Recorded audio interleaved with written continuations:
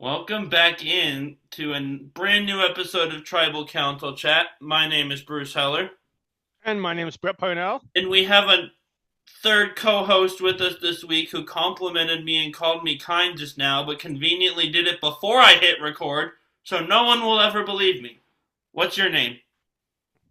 My name is Kevin Oliver, and I plead the fifth.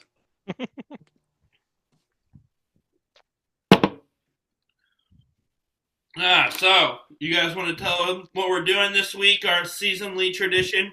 So you've probably all know that when Kevin comes back at the end of a season, it's because we are doing a season wrap up, Rites of Passage episode, and also talking about what basically what happened in the draft. Spoiler alert, I won.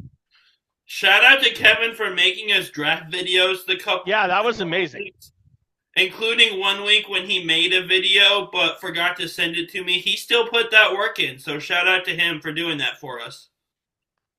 Yeah, that was my bad. Yeah, it's been really fun. I don't know why I mentioned that. There was no reason for me to. But To throw shade at me. I would never. Okay, yeah. No, it's been fun. Keeping up with the draft makes me feel like I still play or am able to play a part in this podcast on a regular basis. So I appreciate you guys letting me do that. It's easier to heckle you when you're on video. You can't respond. That's true. Then I just text you guys about it. I love when you text us while listening to the episode, though. Yes, sir. So, what did happen with the draft for those that didn't happen last week? Did you finish above me? No, I did not. The finishing order went Brett by a mile, then Kyle, Heather, Bruce, Kevin, Steve. It was only by 1 point, Bruce, so don't get yourself too hyped up. Brett beat you by 6 points, so I don't want to hear it. I don't care. I've beaten you 2 years in a row now, or 2 seasons in a row now. And I beat you the 3 before that. So I only have one more to catch up. And it's not going to happen. Brett finished with a score of 7.5, 10 points above our last place finisher, which just happens to be his dad at 17.5. Yeah, the final four is insane. 3 of the final 4. Yeah, Brett kind of. Now you guys know the strategy. Pick players that are going to go deep as opposed to just thinking about who's going to win. Listen. Yeah, it's proven. Yes, but drafting a returning player season and a newbie season is completely different. Oh, 100%. Yeah. Because using that strategy, you would have wanted to draft Joe Hunter and David Kinney in season 48, and David Kinney got 9th. Yeah. Not Jonathan Young's, not Jonathan Joe Rizzo's final 4. Exactly. No, you're 100%. And Brett did pick David Kinney back then, just for the record. Oh, yeah. Meanwhile, now I forgot who he was. So. What? The milk guy? Oh, yes. The guy, I remember the online fan. Last name didn't stick out. Yeah. Kinne. He also famously stood up when Mary got voted out. Yeah. He and Chrissy did not get along. No. But yeah, that's kind of the synopsis of the draft. Was Brett beat the absolute living crap out of everybody else, and we all kind of left Steve to die a lonely death at the bottom. And everybody else was kind of in the middle, except for Kyle, who, I mean, he was still 3 points behind Brett, but he was the next closest at 10.5 points. Yeah, he went the longest without losing someone, I think. Yep. Yes, he did. But then once he lost, he just kept on losing. Yeah. He had Colby, and then right after Colby, there was Coach. Then he lived back for a while, but then he had Ozzy and then Surrey. So there's your draft information. Sweet. That was fun. That was fun. Ready to get into going through the invisible torches of the 24 people to play this game? Sure. That means that we will start. I should have brought I have a kitchen lighter. I should have brought that in here with me. You saying invisible torches made me wish I had my kitchen lighter with me. That makes me think, Bruce, about when we were playing the Survivor board game and we shut all the lights off and lit candles at Tanner's apartment. And we had our voting in a separate room, and we ended up And it was the bathroom. yelling our votes loud enough so everyone could hear it anyway. Denise! Yeah. We voted in the bathroom. Brett, I won. Nice. He shouldn't have won, but he did. That was December 31st. It is May 29th, and you're still salty, and I love that. Yeah. All right, so we're going to start from the very beginning, which in proper Survivor fashion not only brings us to the first player voted out of this season, but the first of these 24 players we ever saw play, and that's Jenna Lewis. It was fun to see her back for like an hour and a half. Not even. Yeah, no kidding. Jenna, I think you can. I know she's mentioned this. She's wanted to come back for so long. And I'm glad she did get that chance. It's unfortunate it ended early. But at the very least, you can't say that Jenna was a first boot who was nervous about being in the new era and didn't play. I said this when it happened. She had the same downfall Sierra Easton did in Game Changer. She was the first one to say a name, and she said it too quickly. Yep. Yeah. If she had just waited to say Cerie's name until after they lost, who knows how far deep she goes, and maybe instead of playing the best game of the season, Cerie's first boot. Who knows? Yep. Bruce just likes that alternate reality because it makes him look better. It is very plausible, though. Yeah. Cerie being around longer was great TV, so I'm glad she was around for a while. But if Jenna just waits a little bit to say the name, who knows what happens? It was a close consideration. It was a unanimous vote, but it was a back and forth in any way. Mm-hmm. If Jenna just played a little bit slower, who knows? Yeah. So was that your comparison with Sierra Easton? Yeah. Game Changers? Oh, yeah. We're still doing the comparisons. I couldn't remember what we decided on that. Look in the group chat. We said let's just stick with it because even though as a returning player season, we're not, say, watching players for the first time, it's still going to keep the structure of the episode. Okay. And also, it doesn't necessarily defeat the purpose because all of these people are on season 50 because they came in with this legendary game that got them to this point. Mm-hmm. And when you put 24 people who all played big games that are memorable together, not everybody on their second attempt is going to be able to replicate that. I assume I'm not allowed to compare them to themselves from previous seasons? I mean, if you think the shoe fits, go ahead. I can't just say, oh, Joe played the same game with the same result he did in 48. I would argue that that's probably the most accurate same comparison you could make. Well, okay. Teaser for the end when we get to Final Three, guys. See if I compare Joe to himself or not, or if I think of something better between now and then. But yeah, Sierra for this one for sure. For me, how I kind of did this was instead of comparing, because I was having trouble comparing the whole game, I wrote down some adjectives that described the game that they did play this time. Okay.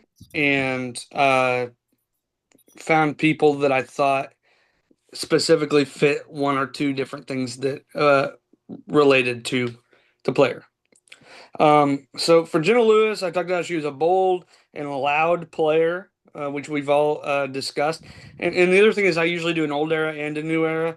My new era one doesn't really make sense to me now, so I'm just going to skip that. And my old era one is actually and played too hard. So Loud, Bold played too hard. And I said that this game was reminiscent of one Jacob Derwin. I like it. Okay, because you mentioned eras and you listened to our show last week, is the open era the third or fourth era of the show? We kind of talked about this a little bit last week. I feel like old school and new school are two sub eras within the old era. So well, I feel like right now we don't necessarily even know what the open era is. But I agree with Brett more than Bruce. Tell me I was wrong. That's what happens most of the time. Well, it's just yes, what you're considering old school and new school are more alike than old school to new era or new school to new era. That doesn't really mean anything. They can still be their separate things, even if they're more alike than one another. Yeah. I'm excited to see what enter a different era of the show. I don't hate the new era the way most people do, but open era seems interesting. Yeah, I agree. Only one person pass next season. What the heck is that? I'm really excited for a two-person starting or two teams starting or two starting tribes. My take is, if I was to summarize it up on this old school, new era, open era, a cat is more like a dog than it is a fish. But no one would say a dog and a cat are the same thing. Very wise words. Which is what you were trying to say, Bruce. That was your whole argument. Well, I just, I put them as subcategories within a larger category. I'm just more organized, is all. Does that make you more organized? That's the story I'm going to go with. Something tells me that when Heather listens to this, she's going to laugh at the part where you call yourself organized. Yeah, well, maybe. But all right, next up we have Kyle Fraser. Mm-hmm. Sad. Yeah. No kidding. Seemed like he was in a good position until he got medevaced.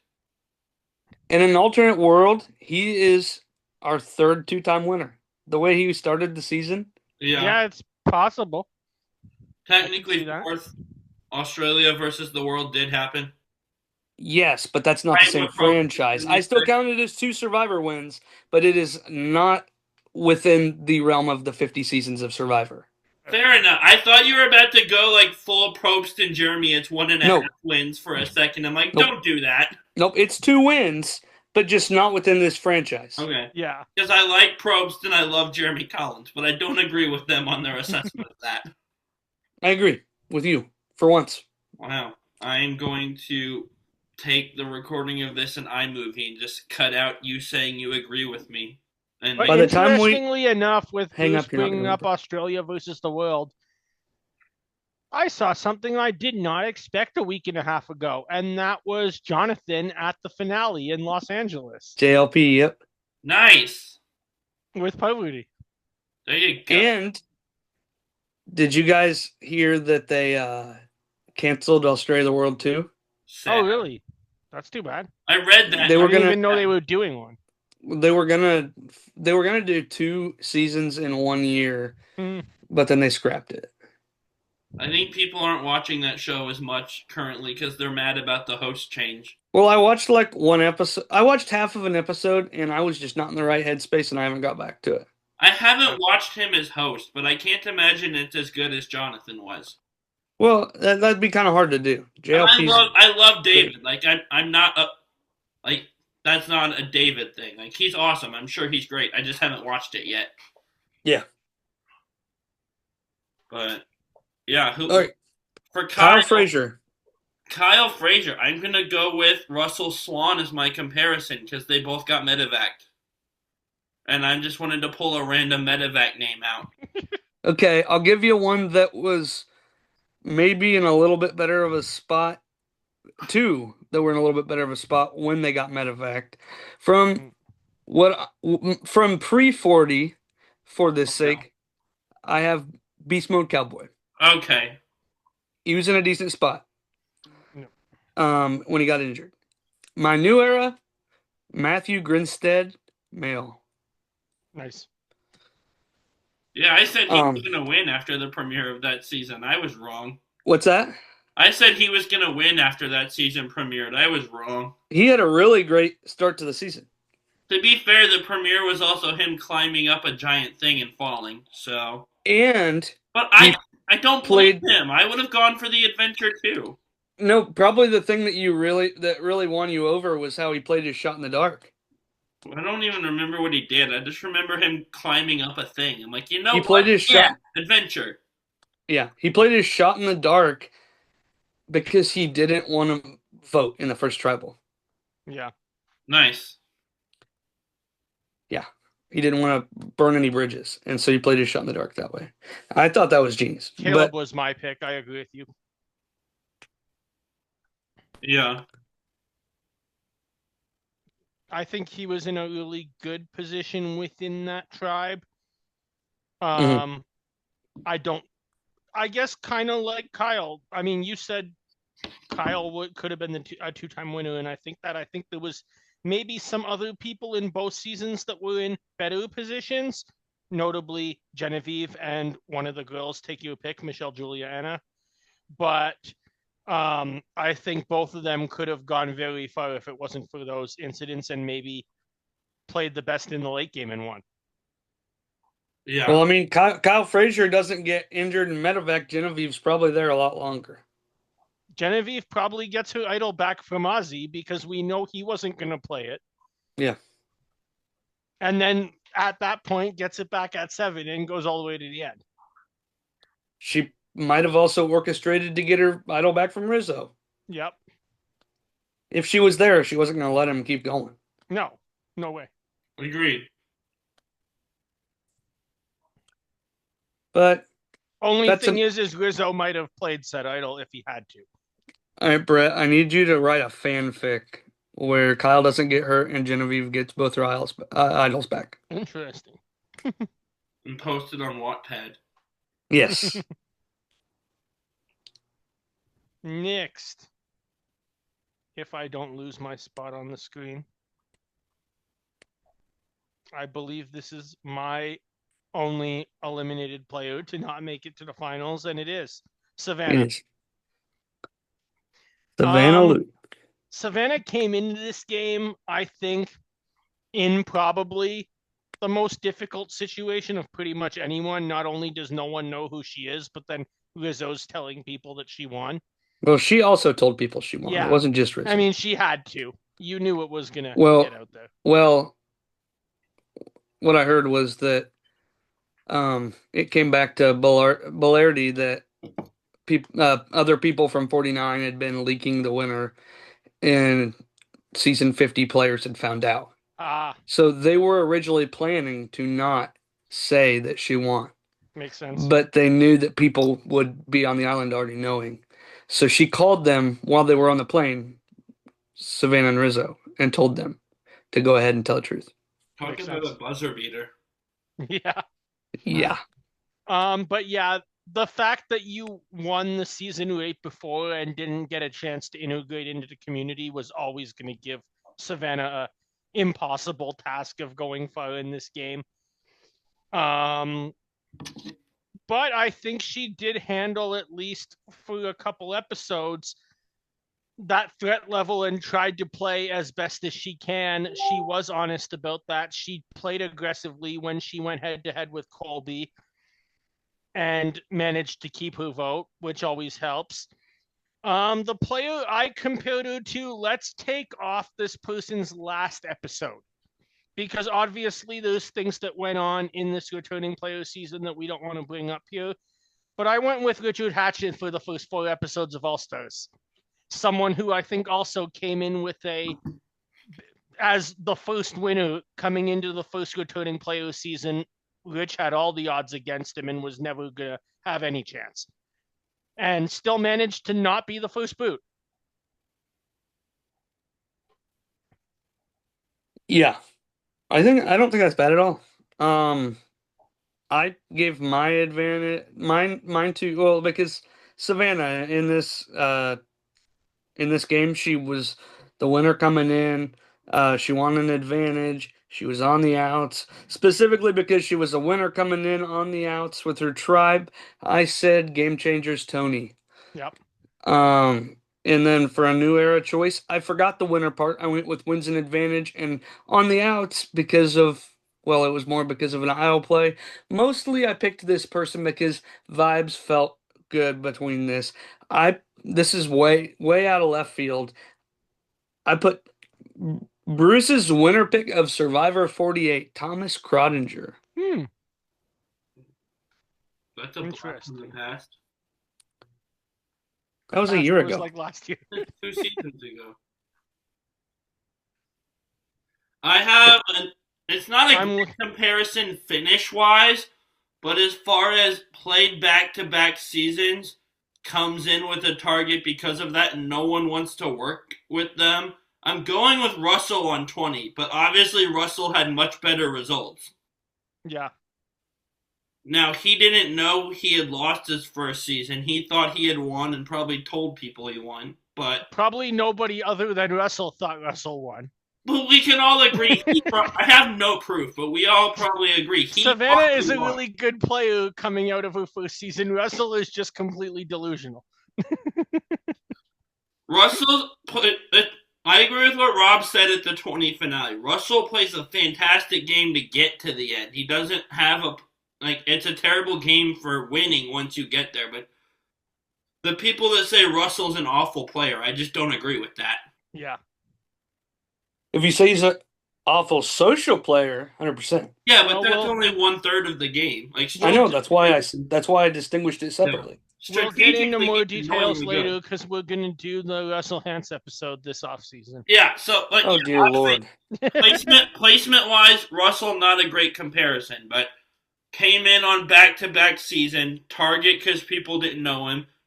Almost no one on his tribe wanted to work with him. That's where my mind went. All right, next we're going to Q Burdett. My favorite player on this cast. Yeah.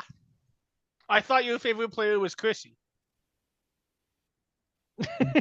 Well, I should say my favorite player coming into the season. My favorite player leaving the season is by far Tiff. But Q's still like second there. But Q was my favorite player going into the season. And Q, for what everybody thought, he did come in at a decent spot. He got a bad swap. And he was a bit more calmer this time. He was more sane. Yeah. And so because he was in a decent spot, bad swap, new era comparison, the best one I could come up with was Brando Meyer, season 45. They did that first real tribe swap of the new era in season 45, and he got thrown over there with Austin Lee Kuhn, Drew Basile, Emily Flippin, and Kendra, and Emily went with the Reba boys.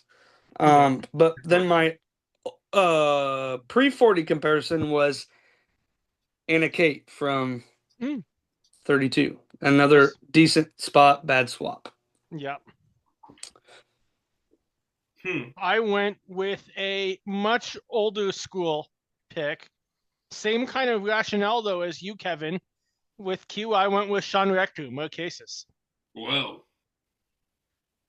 Was kind of in control on the younger people's camp that was just out there having fun along with his ally Rob. And then Sean just ended up in boot camp instead of playing Survivor, and that did not go well. Yeah. I mean, it got him like, what, 5th place? Yeah, fair enough.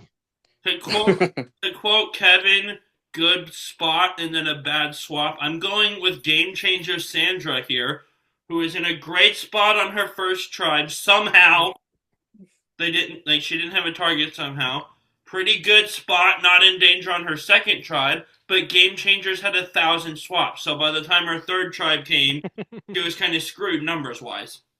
Hey, Game Changers Sandra shows up for me later on.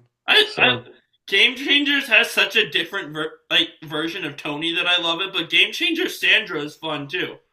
Like, we have them having to tell her, no, we can't eat the baby goat, or something with a goat. There was a baby goat and a mom, and Sandra wanted to eat one of them. And it was Sandra wanted to definitely eat both of them, and they apparently settled on her just eating the mom. a different game than we'd seen from her up to Yeah. that point. Yeah.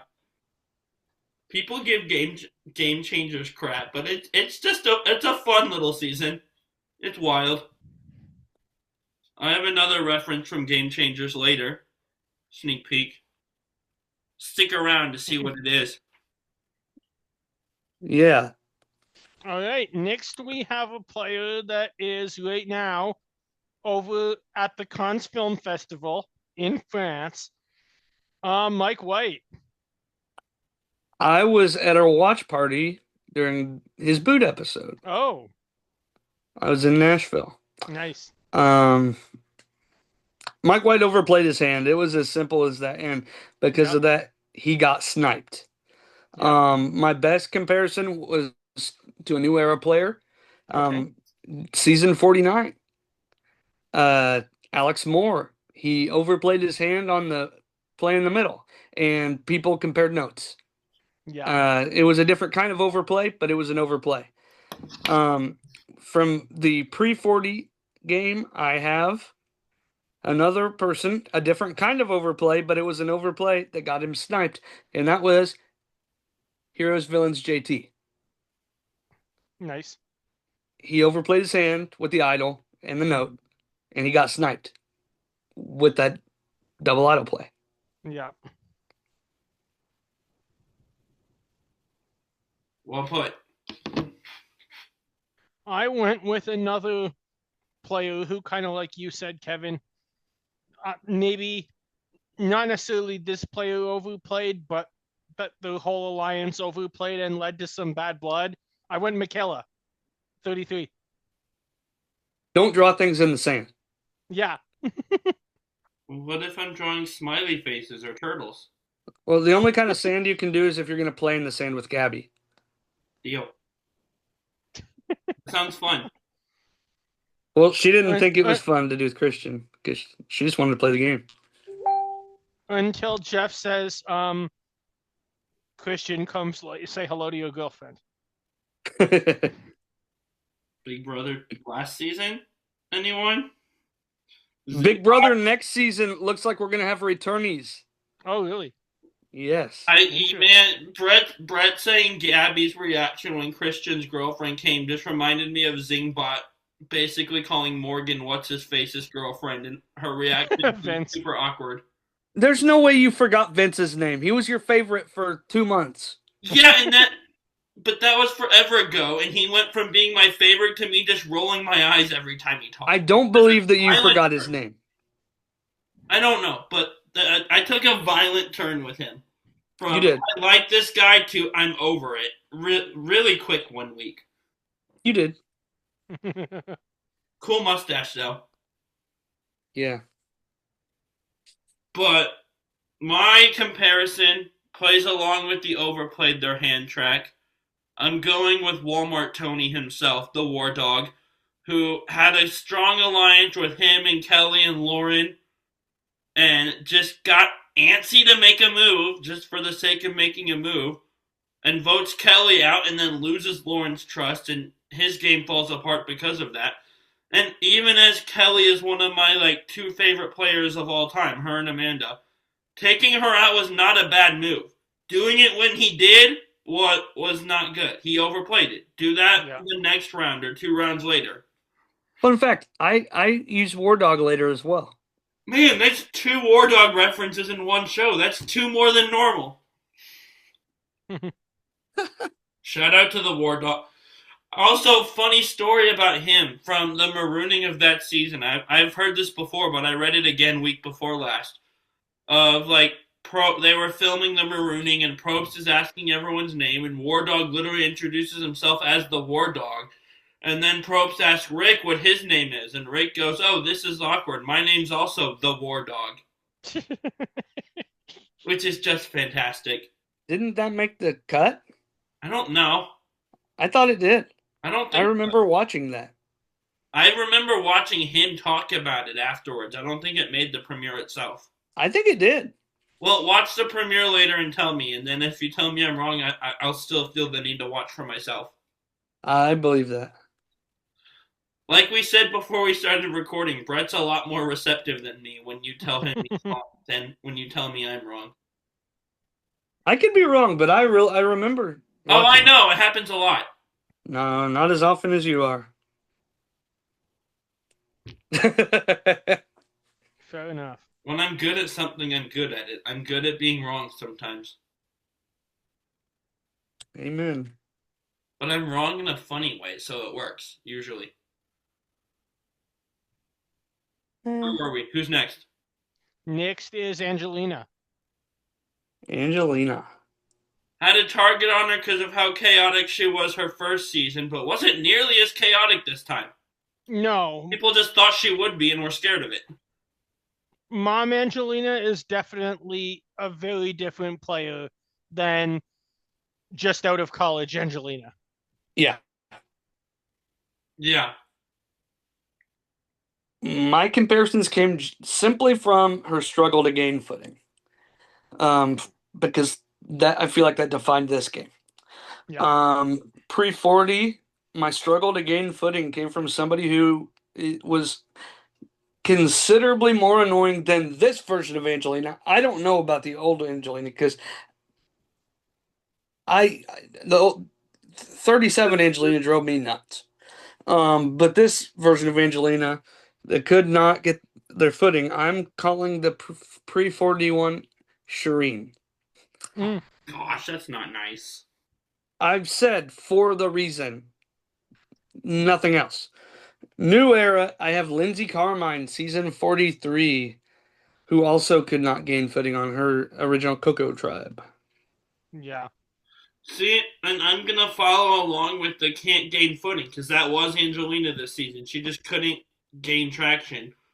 I'm going to go with Denise on 40, and Denise's was kind of self-induced because she made a stupid move to send someone home that wanted to work with her.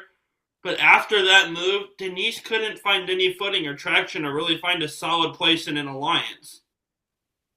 So, and that's what I remember about her that season. So, that's where my mind goes. And Mhm. I went with another player that came in as a big target. I think my list is more returning players just because this is a returning player season, but came in as a big target from her first season and couldn't really build the same trust when there was this other more powerful alliance, and that was Amy in Micronesia. Nice. Speaking Someone who we're going to check be out her- watching starting this weekend, Bruce. I was on going to her say, Vanuatu. speaking of Amy, be watching out for our rewatch of her first season coming out. Yep. Ooh. That's what I need a gif of. Ooh. That was random. You're welcome. Boom shakalaka. Next we have Charlie. The newest star of the White Lotus. Yes. I think Camilla's the newest star of the White Lotus. Didn't he say Camilla's name after Charlie's? Well, the reason I say what I say is because I read something today. I don't know if it's true or not. I read somewhere that Charlie is going to have the biggest role of any former survivor so far in the White Lotus because I don't think either one of you have watched the White Lotus. Have No, you? I don't have Max. Yeah, that's what I thought. I'll download it when the first season of the Harry Potter show comes out and then cancel it when I'm done binging. That tracks. Generally, people in the White Lotus from Survivor are literally like one line or one scene and done. That's it. Unless your name is Alec Merlino, and then he's in like 5 of the episodes Okay. of season 1. But and he's still a minor character. But other than that, like Angelina was in the first scene and the last scene, and it was the same scene. Like it was like they did it and then they went back in time to explain how they got to where they were, and then they showed it at the very end again. Angelina and Kara. Hurricanes to the finals, Brett. What? Hurricanes to the finals. They won 6-1. Good. That just happened. So, yeah, that's a great comparison. Yeah, that is a good one. Comparison. We haven't done a comparison for this yet. You were talking for a long time. A point of what Yeah. you're thinking of is what you think he meant.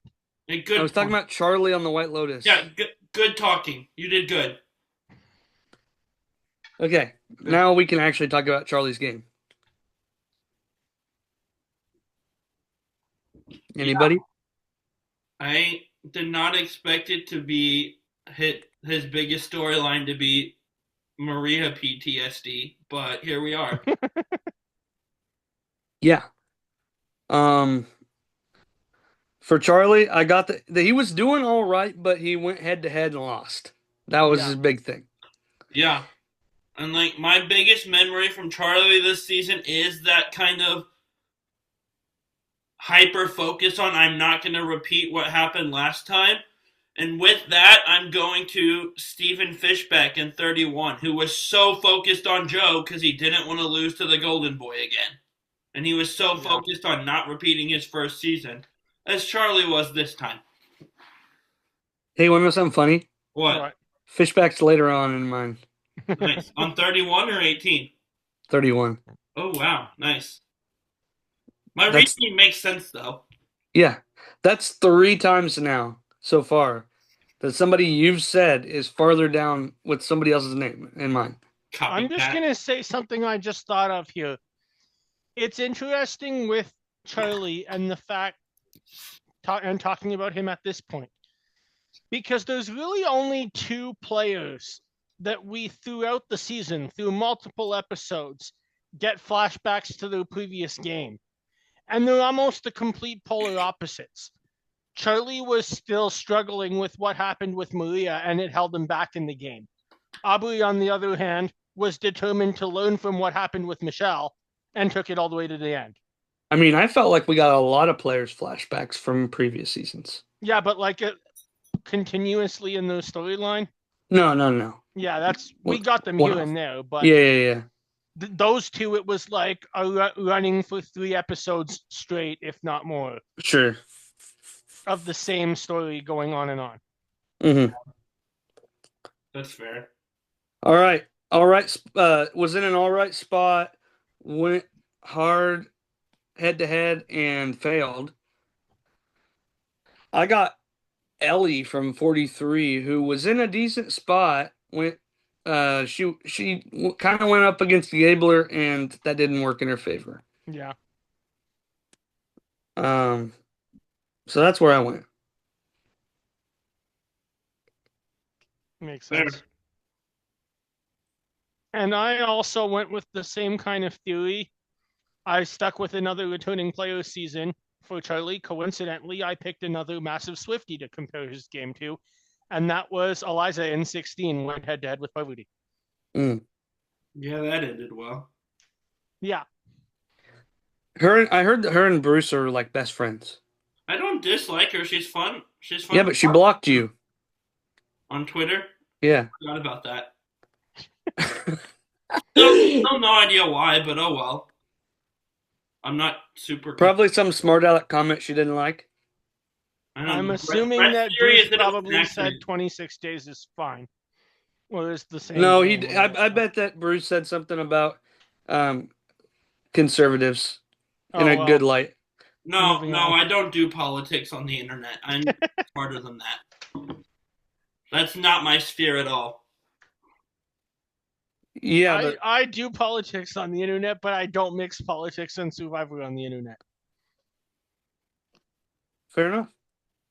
I don't do politics on the internet either, but yeah, that's just not something I'm going to be good at. So I'm smart enough to stay away from it. To be fair, it does feel like Eliza would mix the 2, and you would make some smart aleck comment. Maybe unintentionally. I legitimately think it was like, I don't even remember. She complained about the 26-day thing, and I might have agreed with or liked a tweet calling her a broken record about it, but that's all I can think of. Oh, well, moving on. Yeah, it's fine. No hard feelings here. Another player that we're going to be talking about a lot over the next 14 weeks. Very excited for that. She was entertaining her first season. Very much. After this, we have Camilla. The other White Lotus star. And with Camilla also brings us into the Blood Moon. So it's technically 3 players we're going to talk about now. Your favorite episode? Yeah, my favorite episode, the one that I may have said Jeff should get fired. So we're going to talk about all 3 at once versus just we in a row? can. Or just do It's them up in to a you. row. It's your show, man. Camilla played an interesting game. Yeah. Wasn't like in a great position, but not terrible either. Yeah, I mean, she was still the strategic thinker that we always knew she was. But, I mean, we just didn't see her game because of where she ended up going out. Yeah. Coming in, I thought Camilla might have had a hard time based on her reputation. And then after the first episode, I almost thought, hey, Camilla could do what Natalie Anderson did. And it's almost freeing for her that Kyle is out of this game. And in contrast, it just didn't work out with this big twist. Yeah. Stupid Jonathan. Yeah. Strategic thinker with the blind side. Kelly Nalbandian. That's where I went. Yep. Love that. My other one, my pre-40 pick was Brenda Lowe from Nicaragua. Brett's favorite season. Yeah, not my favorite season, but great player. Brenda is the one highlight of that entire cast. Don't hate on my boy Chase Rice. Don't hate on my friend, the Medallion of Power. I'm sure Chase Rice is great as a musician, but not really as a Survivor player. Also, don't hate on the late, great Jane Bright. That's true. No one's going to comment on me stupidly propping the Medallion Power up. Yeah, we just ignored you. And also, that thing did nothing for the show. Kevin's a Bears fan, so that's okay. I don't need to worry about if I dissed a season that Jimmy Johnson was on. Yeah. He's cool. Yeah, he was. It was neat to see someone that's that famous in the NFL decide I'm going to be on Survivor. Nicaragua was fun. Someone got their shoes filled with sand and sunk into the ocean. Did you know that season 51 has an actor on it? Yes. So did season 25. Season what? 25. 25, yeah. But Lisa Welchel was way more famous than the actor we're getting on 51. Yeah. Oh, well, that... My excitement went way high, and then you killed it back to ground level immediately. Yeah, my bad. I mean, I would consider Nate Moore more famous than this actor. This cast on 51 actually looks pretty good. I'm just intrigued by the number 21. No, I think we're gonna see Exile Island. That's as long as we don't. He said anything can happen again. I just don't want to repeat. It's not gonna be a Palau. If that's what you're going for. I know it's not, but that's where my mind went. I'm like, don't Palau us again. They wouldn't do that. The only thing that would be better than, or worse, than Palauing us would be Hourglass twisting us. We should probably stop saying Palauing us. It sounds like plowing, which means something completely different. Bruce, I don't know. This is your fault, Bruce. Yeah, but when I heard someone else say it, I'm like, oh, that probably shouldn't continue. That's my mind. You're welcome. I mean, keep in mind. I'm going to be more specific. The country that contains the federal states of Micronesia. I'm standing on this Palauing thing, man. I'm here for it. Heyo.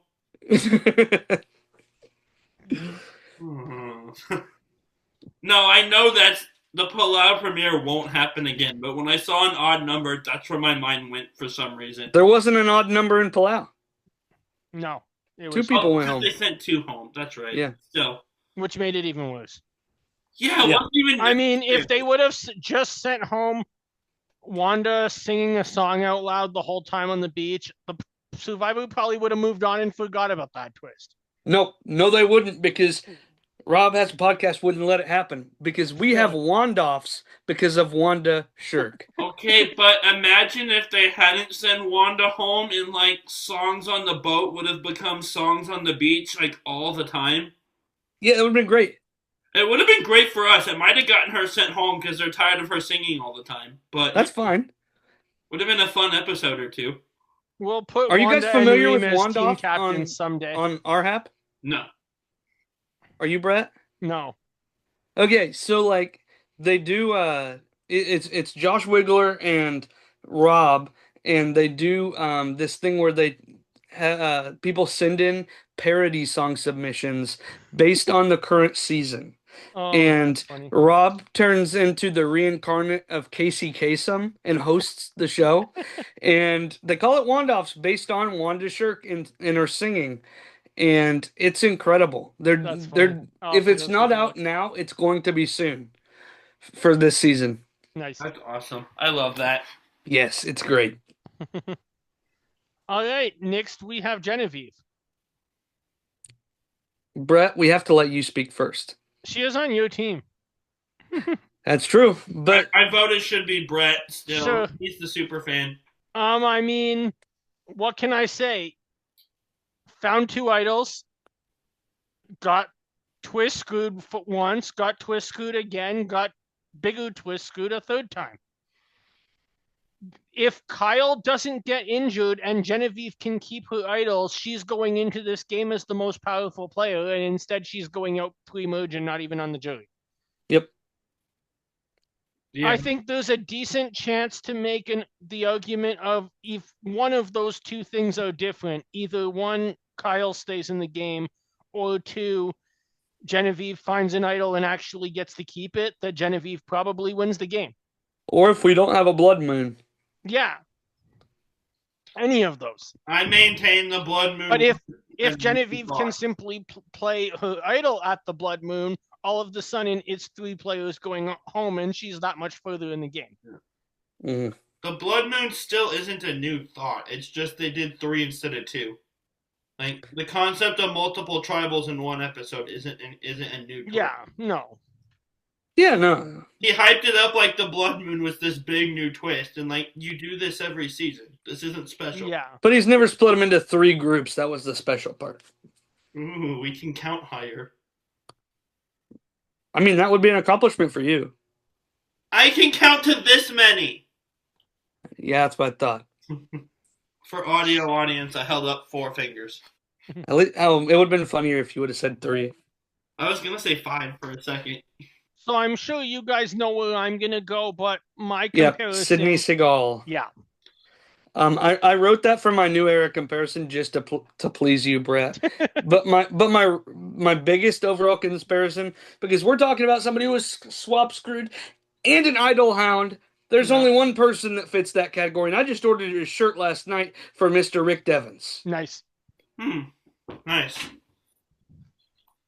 For the sake of getting sent home by a twist, I knew Brett would say Sydney, so I just to be a contrarian, I'm going with someone else that got sent home by the same twist for the sake of not saying the same thing. So I'll say Lydia on 42. Nice. Just and I'm just gonna say too, I don't think it's as specific as just being sent home by a twist that makes me pick Sydney, but also kind of like Genevieve, Sydney was in that strong alliance with Danny and with Deshawn, wasn't afraid to go against somebody that she was not getting along with in Erica.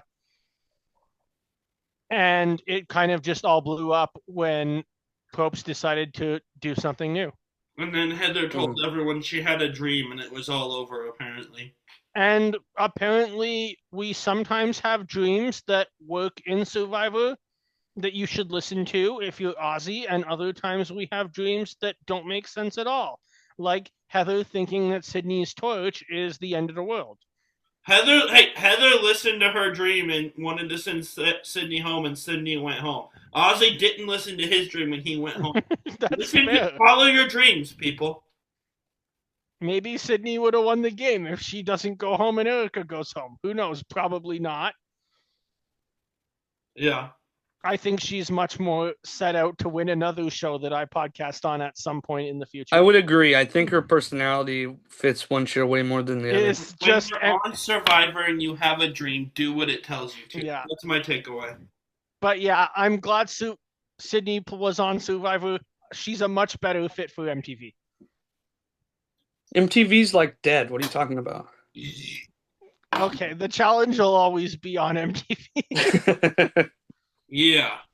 If I say an MTV reality show versus a CBS reality show, I think at least anybody who's seen both of them gets the idea of the type of people that are cast on The Challenge, that are cast on Jersey Shore, that are cast on you name it, so on and so forth, versus the people that would be cast on Survivor. Yes. The real world, which is also dead, but still iconic in the MTV world. Road Rules, also Yeah. dead. George Washington's also dead. Not a TV show, but I want to play along. He's also not in the MTV world, but okay. Yeah. I would watch George Washington as like a music video countdown show host. That'd be fun. My mind just went to when you said George Washington, Bruce, and Kevin said not on MTV. My mind just went to which one or two presidents would have been on MTV when they were in the 20s. Donald Trump. Now I can only think that it has to be two of the last three who would have actually been the only two that are remotely possible. So, and I'm sure you can assume that it's not Joe Biden. Yep. I mean, back when he was aware of his surroundings and where he is, maybe. No, I thought Abraham Lincoln was the most likely to go on MTV. Clearly Ronald Reagan. He used to work in the entertainment industry before politics. That is very true. He did. That's true. MTV didn't exist when he was working in entertainment, but still. Yeah, that's besides the point. MTV didn't exist when Rudy Bosch was in the military. Cool. I think Bruce forgets one of the most iconic lines in Survivor Borneo. Maybe. I forget a lot of stuff at various times. Rudy is just sitting in the beach and does a confessional in the ocean and says the hardest part isn't dealing with no food, but is being around all these young kids. I don't know what MTV means. Yeah.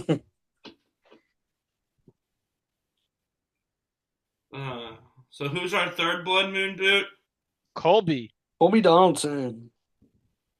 We didn't get a ton from him. We got loses Tetris stacks and doesn't like Rizzo, then does like Rizzo. But that's the big story of Colby. I think that was a lot, is that he was able to come in as someone who hasn't played since season 20, who started in season 2, had his perceptions about some of these new era players on day 1, and all of the sudden by day 6 has completely changed and is able to work with someone like Rizzo that he came in thinking was annoying. Also, he likes playing again. He looked miserable in 20. He actually enjoyed himself again this time. Yeah. I don't think anybody out there wanted to had as much fun as Colby Donaldson. And his exit was this is probably the hottest take I've heard from season 50. Colby Donaldson's exit was my favorite part of Survivor 50. Wow. Interesting. Find the joy. Loved it. Yeah. Incredible. Still not as hot as the takes from the guy you sent me on TikTok that I don't. Okay, that guy's an idiot. Okay, we're That's why I don't watch, because I don't believe he knows what he's talking about. I watch, and he has good rationales for some of his things. But then he tells me that Rachel Lamont's the worst new Arab winner, and I think he needs to go suck it. I don't know who said that, but even as a top-tier Genevieve stan, Rachel Lamont is nowhere close to being the worst winner. He also has Erica as number 4.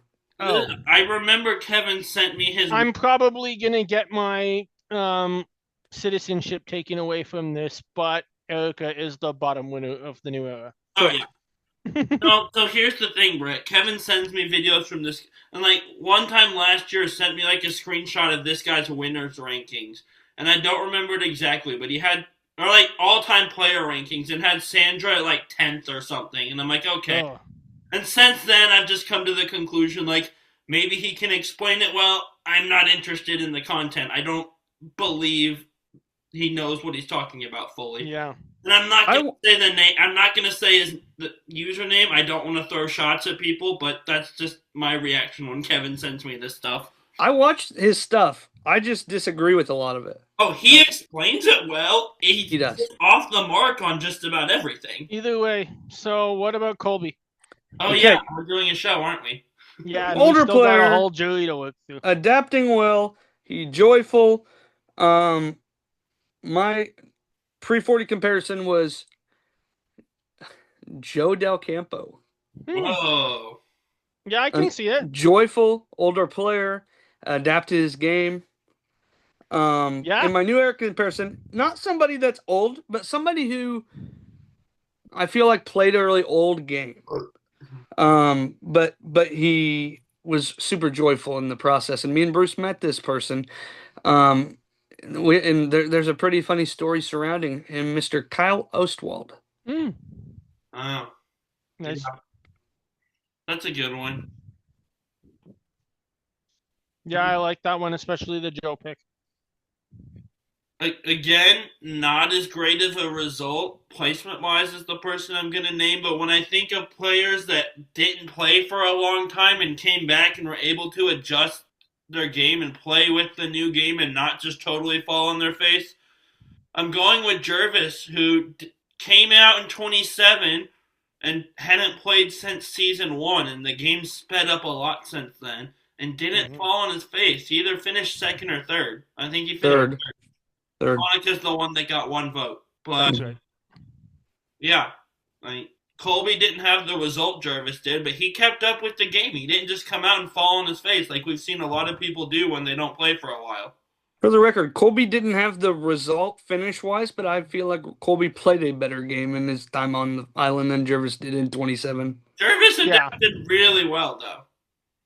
Right, but I feel like a lot of that can be pointed back to Tyson dragging him along. That's I right. need to rewatch it and see.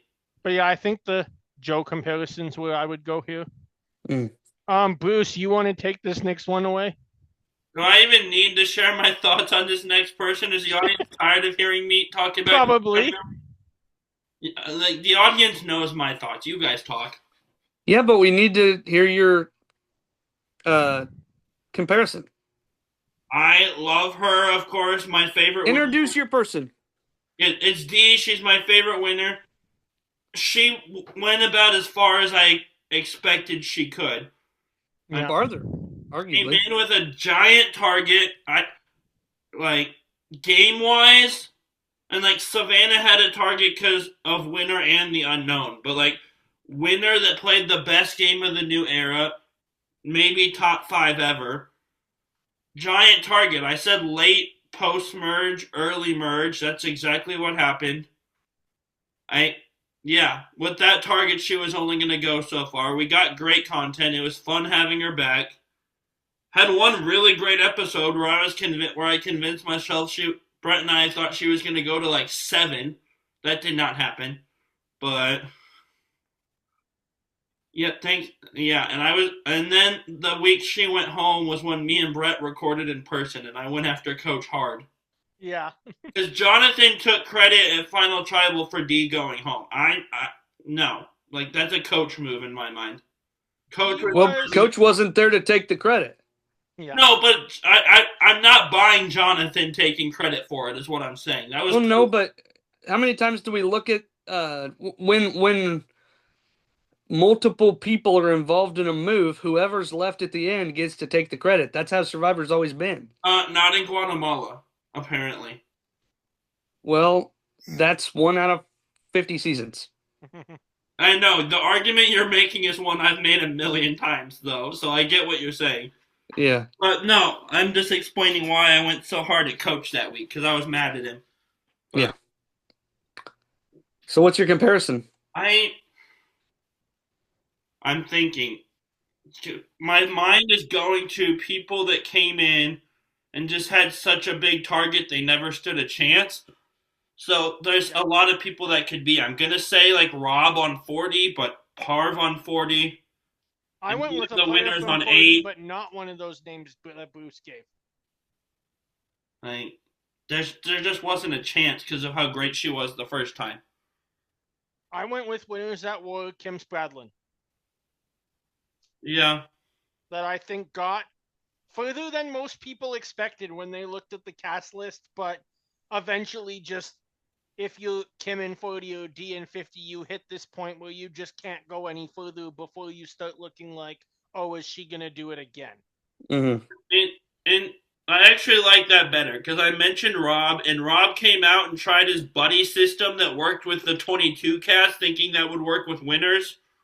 Yeah, let's He try to actually do came out and played well on 50. Rob didn't play well on 40.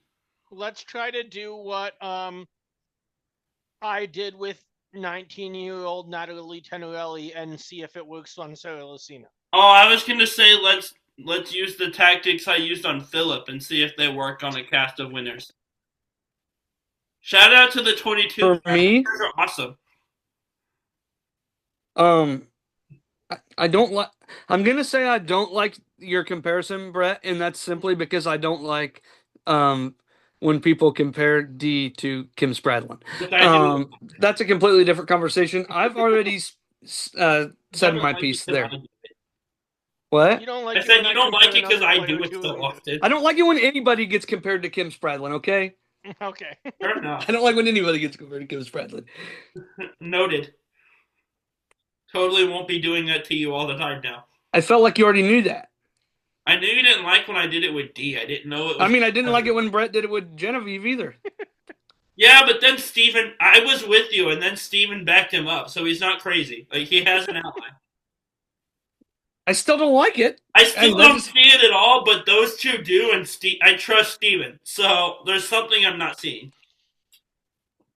Anyway, my comparison, somebody who had some early insulation, D made her friends early, fell apart once we Swap. hit. No, it was jury, or it was merge.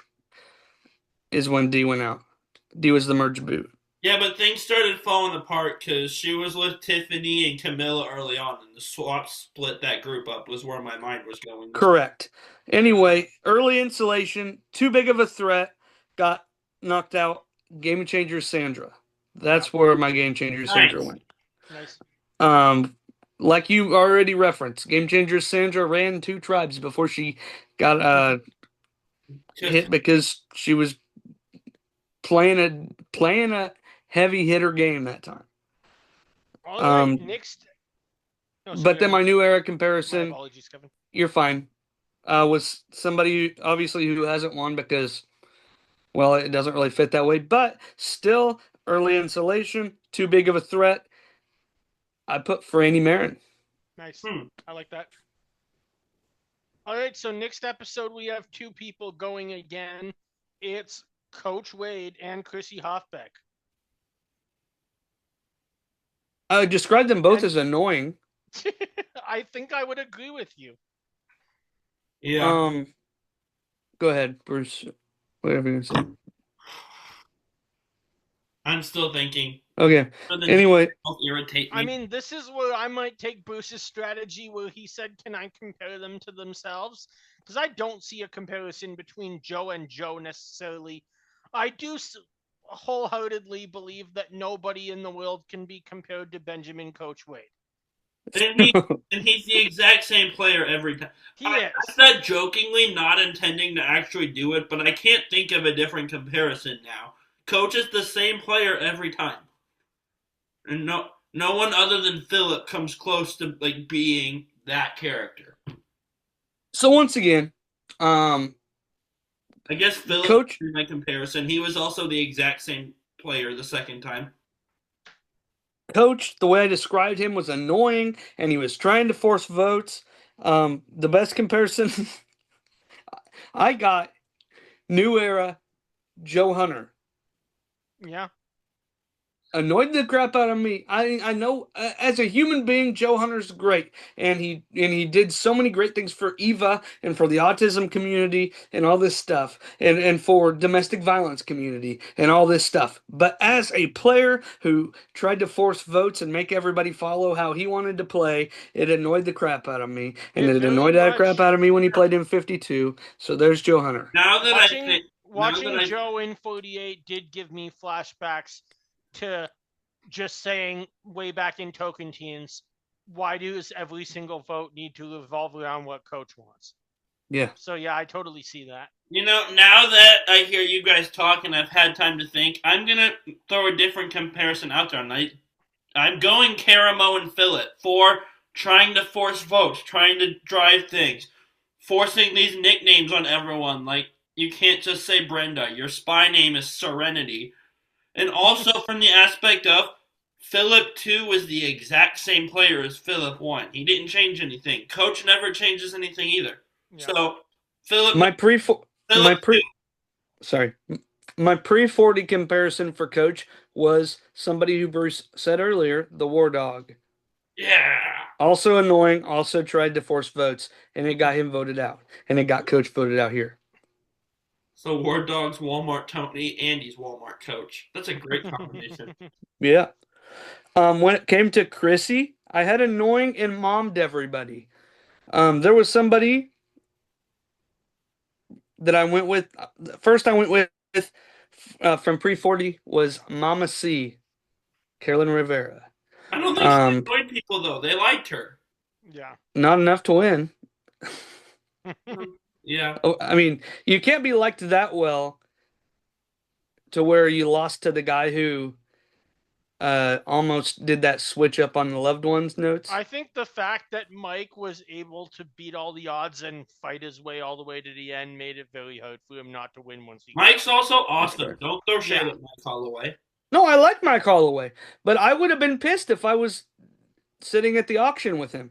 If Yeah. there is anybody that wasn't on the cast that I would have wanted to see on Winners at War, my answer is Mike Holloway.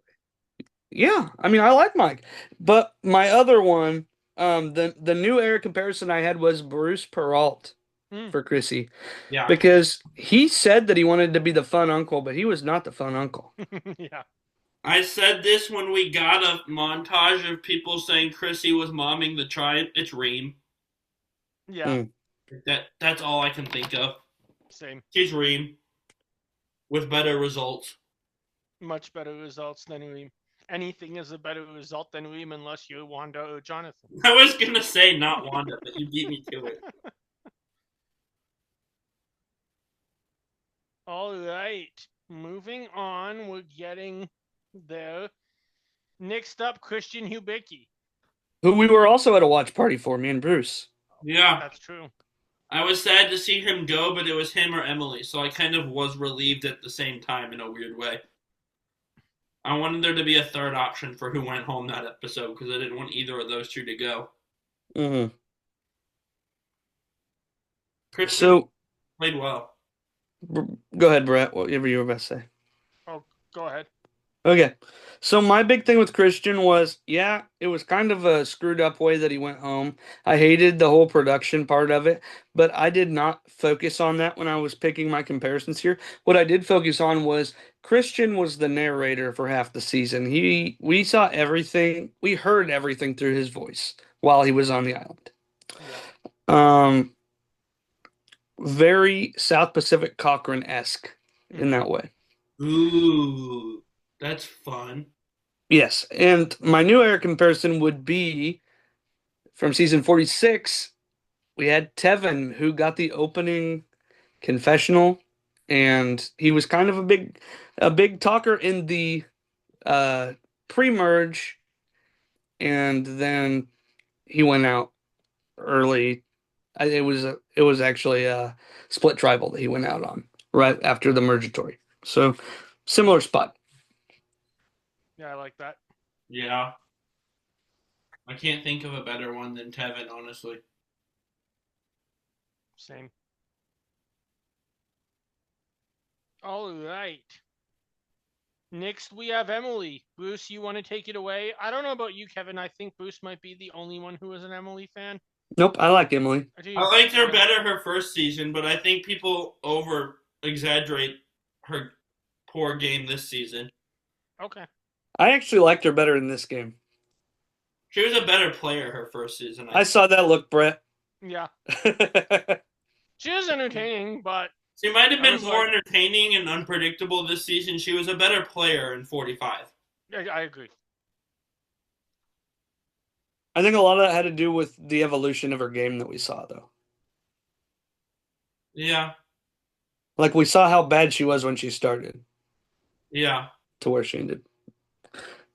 But like you said, and like I've heard so many people say, um, Emily Flippin can tell everybody's secrets to everybody.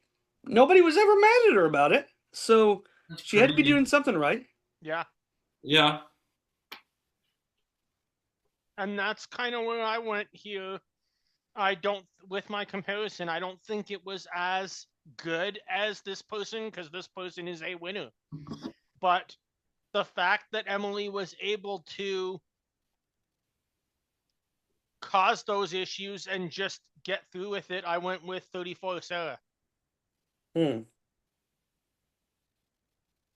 And watching Emily play, I'm wondering every week, how is she still there? And she kept going for quite a while. Yeah.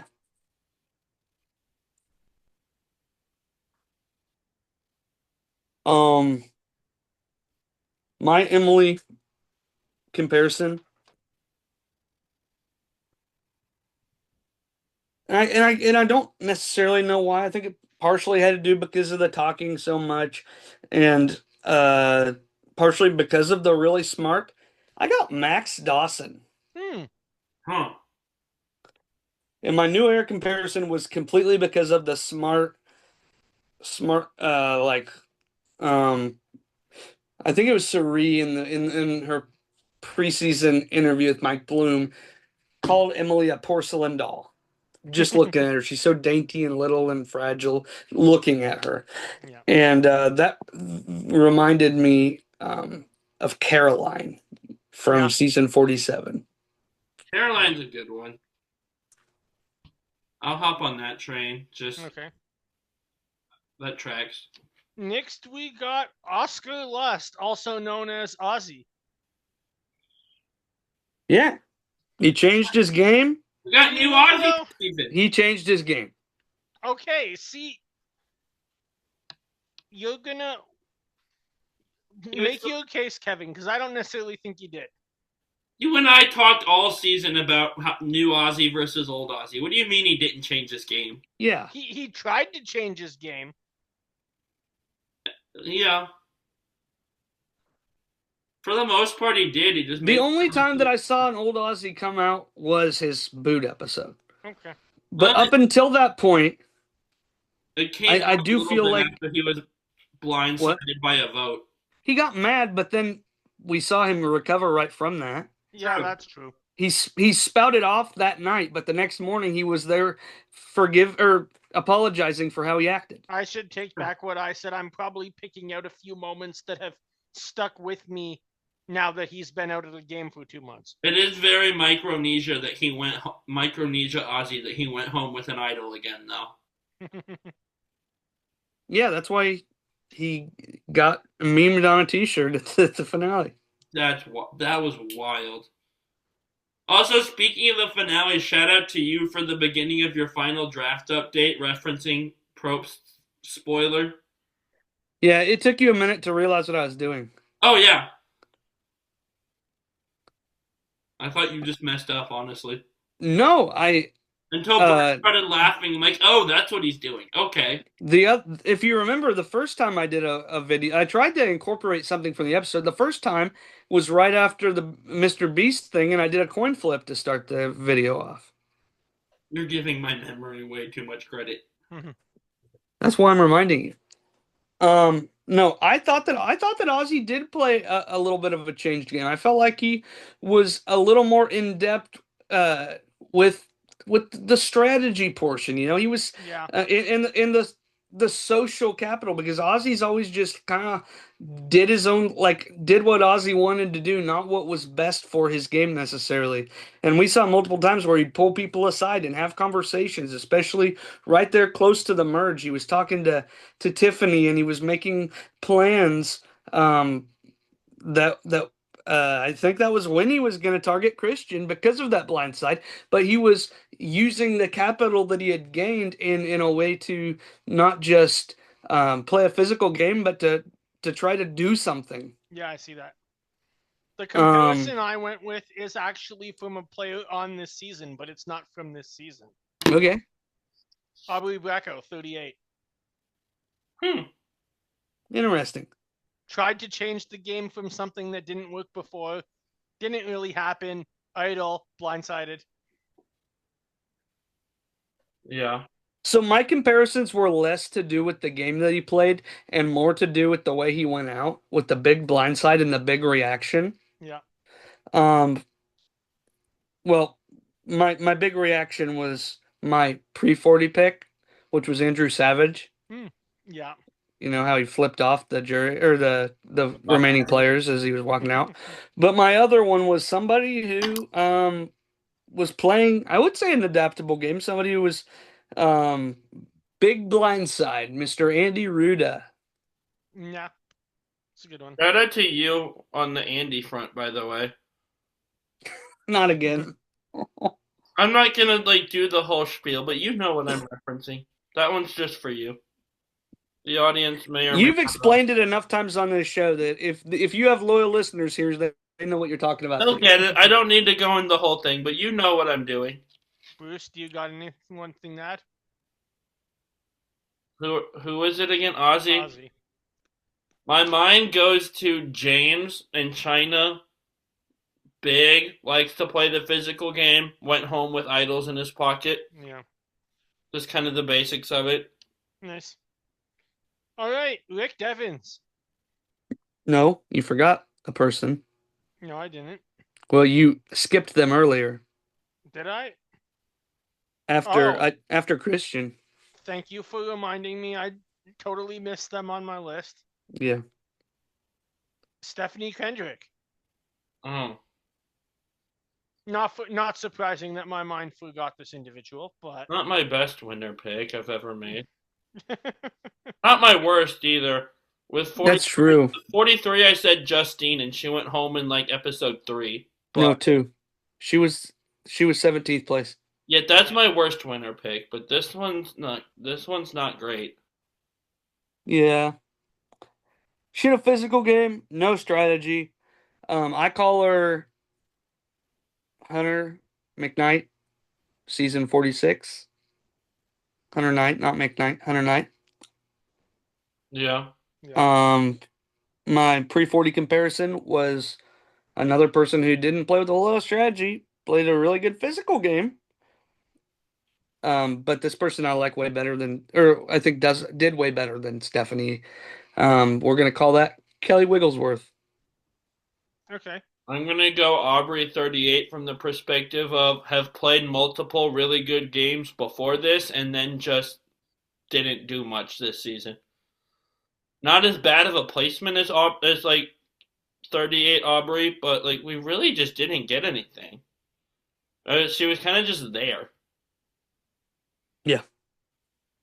So, yeah, Aubrey 38 went from really good player in 10 and 11 and just 20 wasn't there long enough for me to have an opinion on. I don't remember being terrible.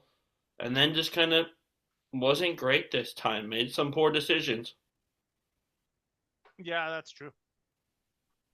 I mean, her real downfall was Mr. Beast, but Yeah. Thanks, Jimmy.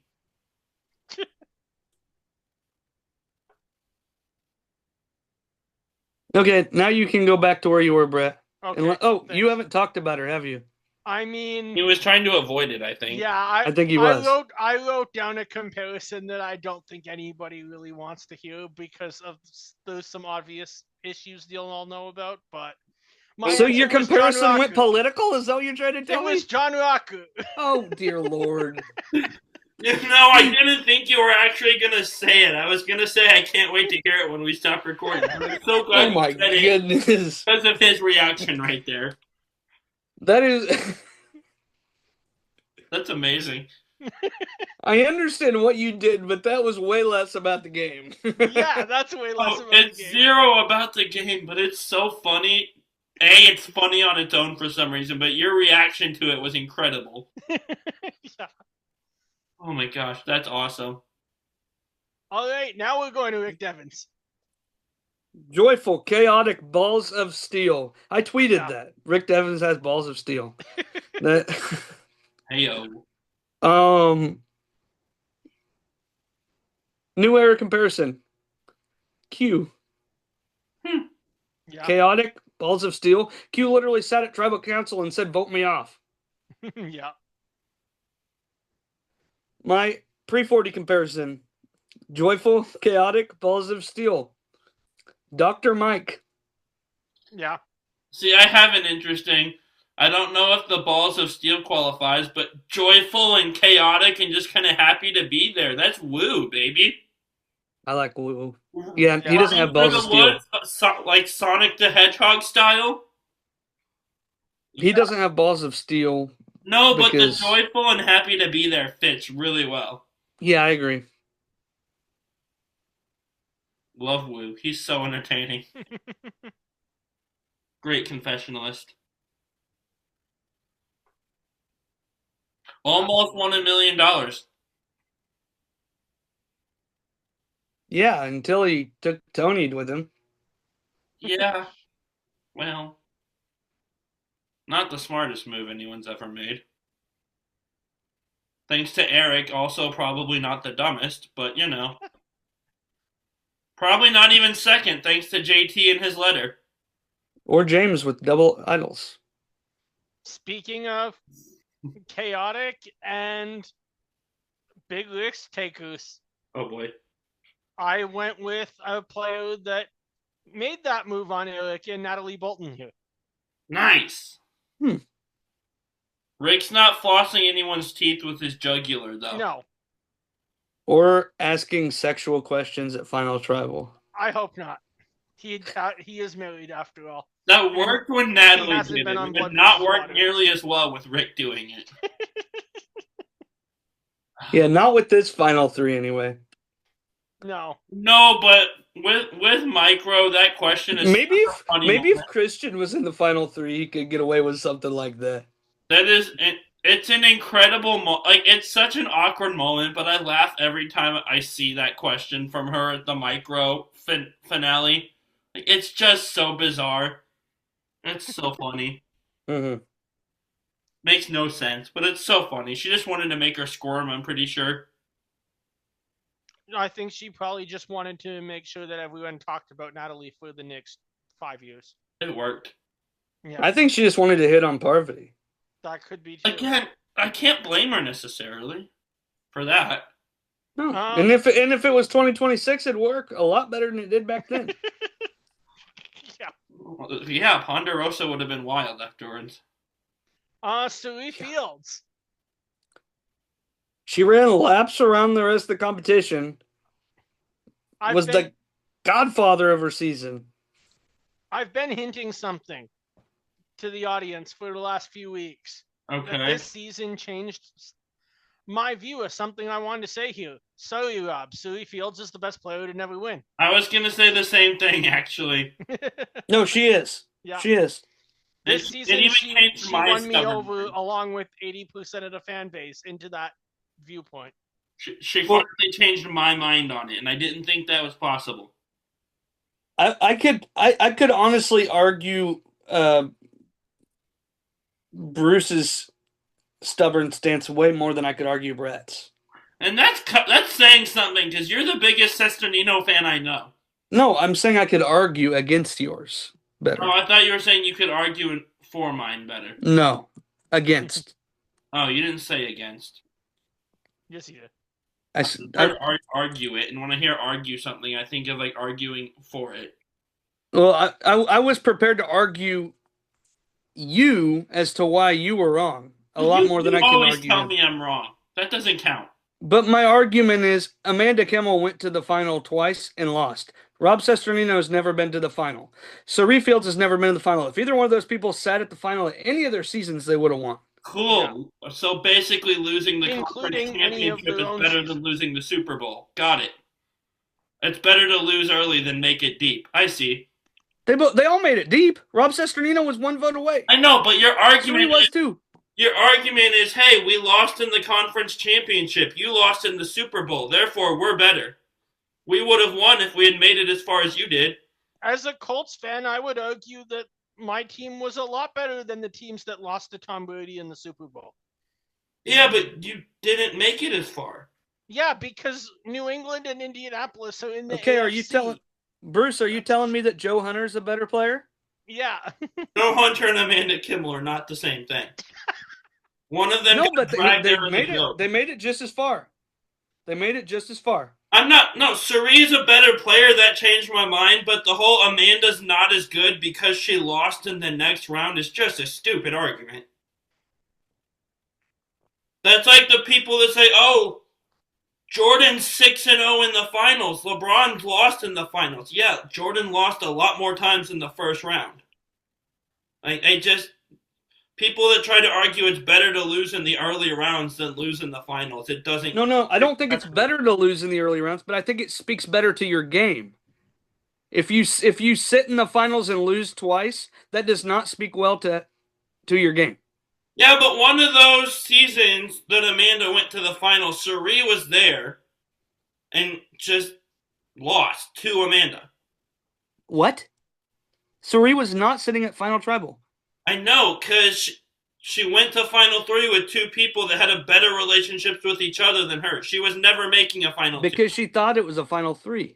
Yeah. Cool. I don't know. Either way, I don't think I even understand where we're going with this no more. Me either. Oh, Kevin, do you want to talk about Tiffany Irvin? Oh, I would love to talk about Tiffany Irvin. Let's do it. I was trying to be nice, and I changed my stance, and Kevin baited me into an argument. That's what happened. Oh, we never really said who we compared Cirie to, by the way. Oh, I have a new era one. Okay. Ricard Foyer. Okay. That I thought was totally in control of the season until right before the final when the going home or the winning. My new era one was Maria. Nice. Yeah, I like that. But my only thing is, sorry to listener of this podcast that we have a lot of respect for. You don't need to cheat in order to beat Cirie in a challenge. That's true. My pre-40 was actually because of this running laps around everybody, everything was running through them. I compared to Boston Rob. I went Rob 8, and jury management is not the same thing as all, but Rob ran laps around everyone on that cast and didn't win. Yeah. So we destroyed everyone on this season and didn't win. Yeah. So. Is that what you were going to say? Yeah. Okay. Yeah. But Rob lost because of jury management. Cirie lost because she lost the numbers. Right. Yeah. Tiffany, unexpected social and physical beast. You guys are both getting love from me for this one right here, because my pre-40 comparison is Kelly Wentworth. Nice. She came back as in 31 as why the heck is she here? Yeah. And she was good at the physical game. She was good at the social game. She's good at the strategic game. My new era one is Genevieve. Nice. Early game, we said there's somebody named Genevieve on this show. Brett called her Genevieve for a while. Yeah, that's true. Allez, Québécois. I mean, I'm going to be totally honest. At least in my half of the country, Genevieve lives in the western half of the country. You don't ever come across somebody in Ottawa East named Genevieve. They're all French-Canadian Genevieve. So I never actually heard that name before until her. You know, every time you tell me a story about Quebec, my response is almost always, huh. Bruce, you are going to come to Quebec with me next time when you visit. Yes. We're going to go to Montreal, and you'll see some European-looking buildings, and you'll have some Jewish deli, which Montreal's very famous for. Poutine. And yay. Anywhere we go, you're going to have to deal with people asking you bonjour and au revoir. Comment ça va? Ça va bien, merci et vous. And then he'll look at them confused, look at Brett, and Brett will take care of it. No, yeah, I'll talk to people. Yeah, he'll talk, and I'll be thinking in my head baguette with a question mark. Yeah, I was telling that to Heather, Kevin. I'm like, Bruce must have been so confused when we were at the Blues game because they were playing Winnipeg. Uh-huh. So naturally, I'm singing my national anthem. 4 lines go by. It's totally fine right before the game starts. And then my mind just switches into Catobra se partilipe, il se porte la quad. I'm like, Bruce is probably like, what is he saying? I'm like, wait, French now? And then it ends in English again. But yeah, That's it goes back crazy. to English. It's 4 lines of English, 5 lines of French, 4 lines of English. That's crazy. Okay, yeah. But yeah, so I showed both of you guys some love with the Wentworth and Genevieve I love it. comparisons there. I went with someone that same kind of structure, but like when you see the first cast list, it's kind of like, oh, they're on this cast. And then all of the sudden, you're looking at them come the final third of the game going, if this player gets to the end with the jury that we have, they're going to win the game. And that was Sheehan in All-Stars. You know, though, why the heck are they here on All-Star seasons? Have a great track record. Rob was one of those. Kelly on 31. Why I drafted Tiffany, and you guys looked at me like I was nuts. Yep. We were wrong. So, yeah. I questioned why she was there, and she proved it to me. I mean, even to a point, from some sections of the fan base, you could even put Michelle in that category for 40. Yeah. Yeah, because obviously Aubrey should have won 40 or 32. No. I thought she did. No. Aubrey won 50. We're about to talk about it. Yeah, don't get ahead of yourself there, Bruce. All right. After Tiffany, we get into the final 4. Rizzo Vlahovic. Oh, come on. You can't announce this man that way. Oh, yeah. R-I-Z-G-O-D, baby. The man, the myth, the legend. R-I-Z-G-O-D, Riz God, baby. I love it every time he does that, but in the finale, we got him doing the full, like, spelling it, like, through crying, and that might be my favorite version of that, because it's like, you said it, like, he's always so happy and energetic when he says it. It sounds like he's forcing himself to say it. That last I just got to open this discussion by reminding everybody, Rizzo was my first player to leave my team since his 49 ally Savannah. Shut up. Good job. Good job. It took a while for the hosts of this show to win, but we've won it twice in a row now. So we're doing good. Rizzo. Yeah. Rizzo came into the game. Again, no one really knew him. It didn't look like it was going well at first. Rizzo just played too chaotic for some of the older players. People found him annoying. And he turned that around, and I think a lot of that can be summed up in the new era. The other players that haven't been around for so long, the sense I got is that in playing with Rizzo, they saw what the new era is like in terms of Probst and Jesse sitting down in a room and saying, we want super fans to get their shot to play this game. And the other players saw how much it meant to Rizzo to play with Colby, to play with Suri, to play with Ozzy, people that he grew up as a young immigrant watching on television, probably when he was just learning English. And I'm sure if you talk to like 12-year-old Rizzo, playing with Suri would probably be like taking a 17-year-old girl out of a random American high school and telling her you can go sing with Taylor Swift. Yeah. And I think he kind of spoke to that when the merge hit and he got to meet Coach Benjamin Wade. Yeah. For me, how I describe Rizzo, he's he's a lazy and strategic guy. Mm-hmm. He's tall, lanky, lazy, and strategic. This is where my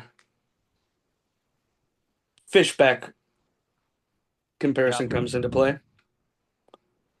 Then when I go to New Era, I gave him Mr. Drew Basile. Mm.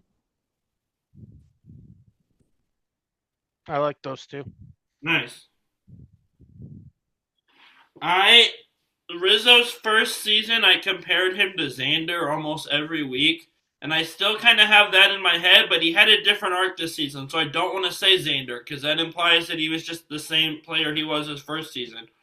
But I don't have another name in my head yet either. But, yeah. I don't know that he played a different game than he did his first season, though. He had a different arc, though. Like, he didn't play that differently. I don't think he had a different strategy. I think he had a completely different story coming in because of who he was playing against. Gameplay-wise, yes, he's absolutely still Xander. He went to the end with an idol because nobody was afraid of losing to him at the end, and he wasn't going to get jury votes. He absolutely was still Xander gameplay-wise, but it didn't feel the same story-wise. Fair enough. They made me think he had a chance. To be fair, I thought Xander had a chance too, but so I guess I talked myself into keeping the Xander comparison. I mean, Xander should have had a chance against that Final Four. I can't say I wouldn't have voted for him, honestly. Yeah. I'm not saying I would. But you also weren't on the island. Yeah. Yeah. Which is, like, a lot of the people who didn't vote for Xander might have voted for Xander if they were sitting on their couch watching Xander play in an edited game. But I think the idea about not voting for Xander came to living with Xander. I just remember when 41 ended, like, people were very upset he did not win on Facebook, and I wasn't on Twitter as much at the time. But there was a lot of the fan base that thought he should have won, and were not very happy with that. And I'm not a huge Erica fan as a winner, but she beat him fair and square. Yeah. Yeah. Again, with Rizzo, I think it was an age thing with Xander, and they just kind of thought he was a bit performative. Yeah, I think you're right. Nobody wants, and everybody, they kept saying this over and over and over and over and over in the exit press. Nobody wants to give $2 million to a cocky 25-year-old. Yeah. Lucky for me, I'm 26.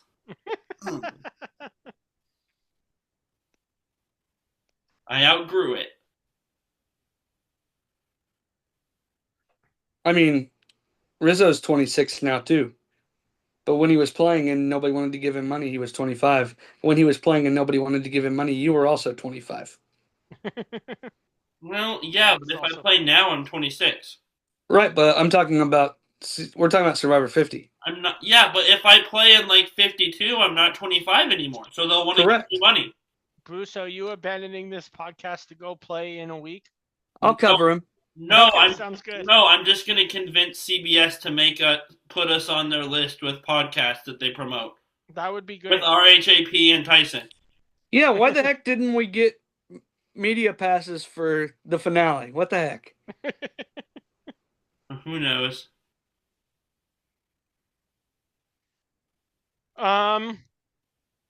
Moving on, we have Joe Hunter. Bruce, I think you already told us you compare Joe to Joe. No, I jokingly said that. I've been trying to think of a way not to. I mean, I compared Joe in this season to someone that I just thought was kind of in the same mindset. Wanted to be in control all the time and thought that his gameplay gave him that God-given right to be in control of every single vote. Rupert. Ooh. I'm going with Deshaun in the sense that he butted heads with people a little bit, and he made it to the end, but he never had a shot at winning.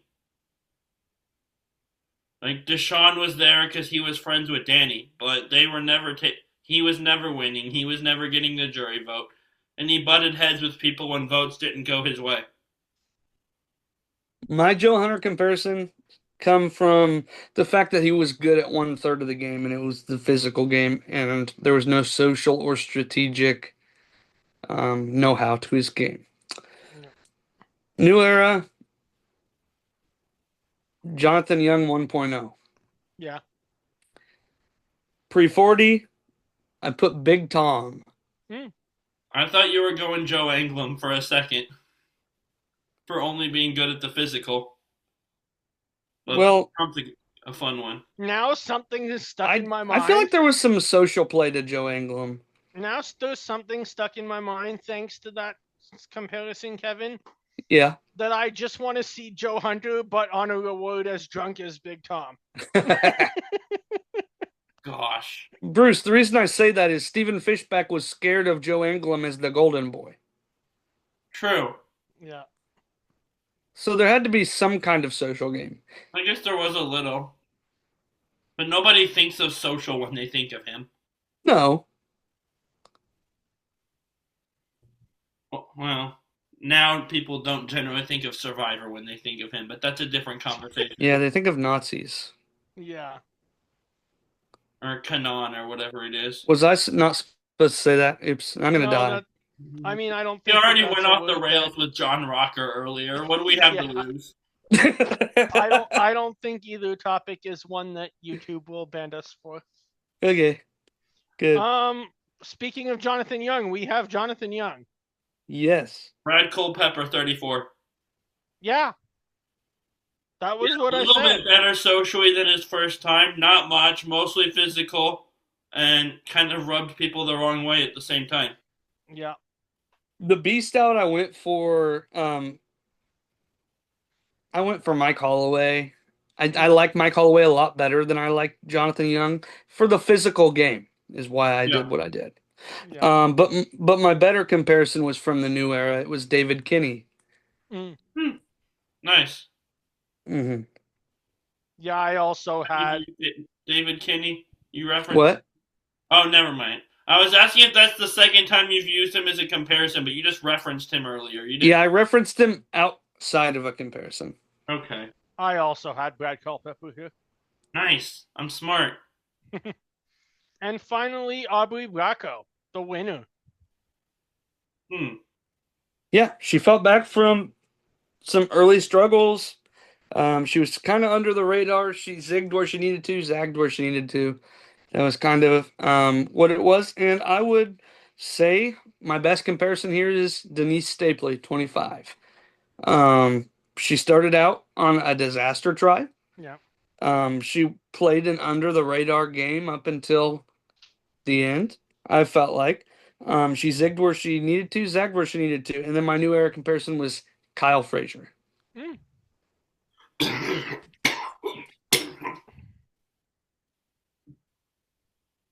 Yeah. Bruce, do you got anything?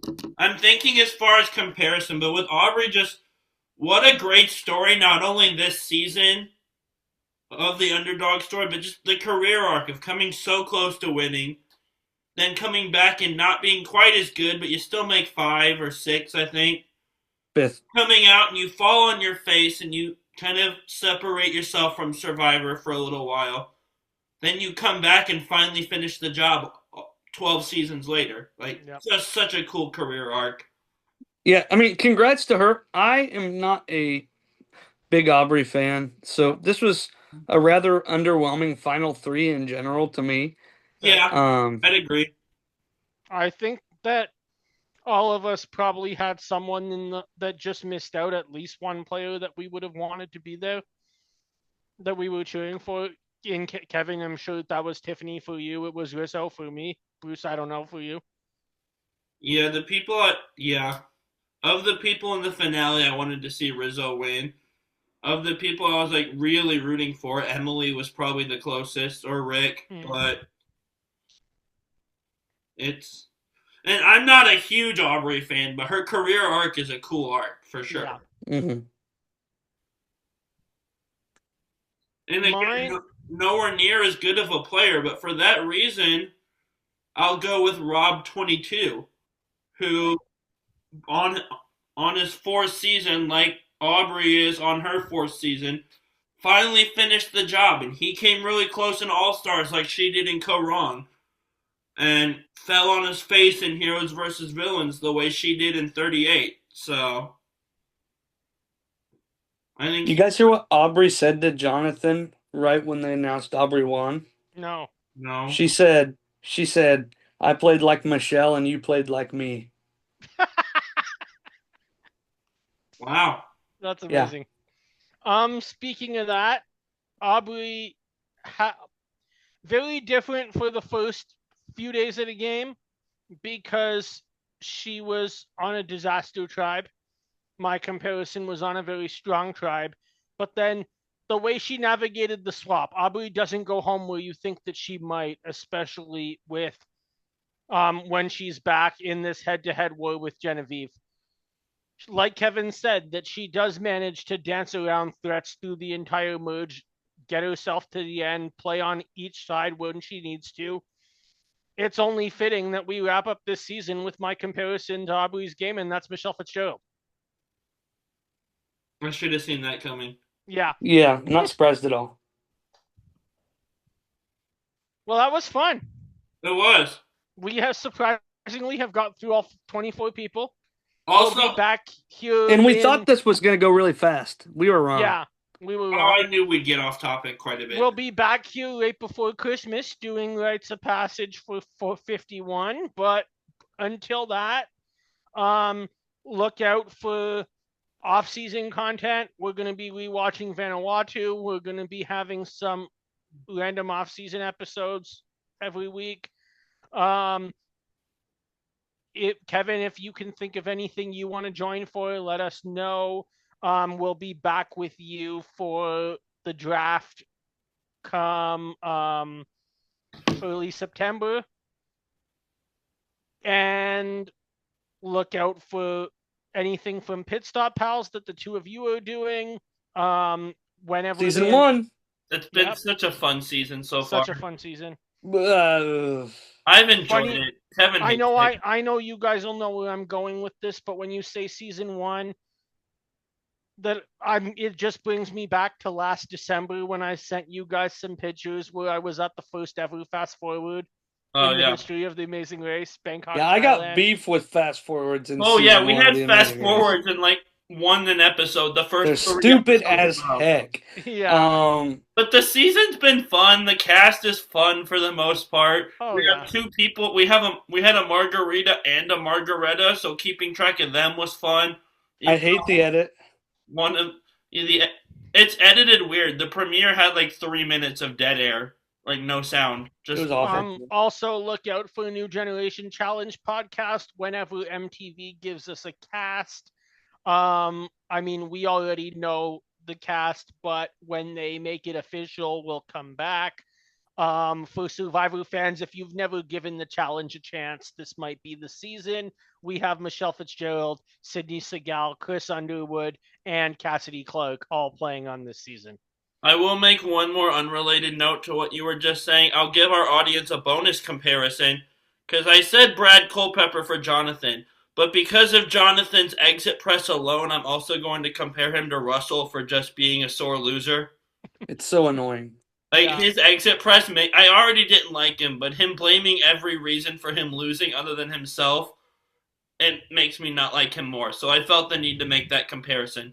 Back to your regularly scheduled advertisements. Then also a couple more programming notes. Look out for some special coverage of Roundtable Talk in the next few weeks. We have something really fun coming up now that I think all of us will find some time that we're free to do it. And look out for another special episode that we're going to record right after this episode, which is called World Cup Chat, otherwise known as Bruce called it Bruce's Guessing Game. Oh, yeah. Me predicting soccer. Let's see how terrible. Bruce, you told me something that Go Portugal. You told me a couple weeks ago something that made me know that you'll be fine at this. Oh, no. Because you know more than 99% of Americans about soccer when you told me the United States will not make it past the second or third round of the World Cup. Do people actually think we have a shot at I watch American commentary saying, we might make the semifinals, and I'm laughing my head off at them. We have no. I know nothing about soccer, so I know nothing, but I know we have no shot at winning the World Cup. I also learned that there's a beach soccer World Cup apparently today, and that's my new favorite thing. Yes. It's just soccer, it's soccer on sand, so it's not even like flat footing. The ball is going over bumps and stuff. And Brazil's won it like every time. Do what? Brazil has won like every edition of it. Shocker. Yeah. No, not shocker. Soccer, but you know. And even if you don't know anything about soccer, you're going to have to put up with it for the next 2 months. No matter where you are in North America, you're going to have to put up with it for the next 2 months. And the Stanley Cup playoffs are almost over, so I don't have that to watch either. Yep. Go Hurricanes, I guess. I'm going to cheer for Vegas. I don't care. The team I didn't want to be there isn't there, so I'm going to be happy with either winner. Most hockey fans hate Vegas, though. The only thing that would be better than any random team winning, because I don't really care, would just getting the reaction of getting to tell Leaf fans that Mitch Marner is a Stanley Cup champion. So let's go Knights. Fair enough. Well, and with that, go ahead. Grab your torches and head back to camp. Bye, everyone. Good night.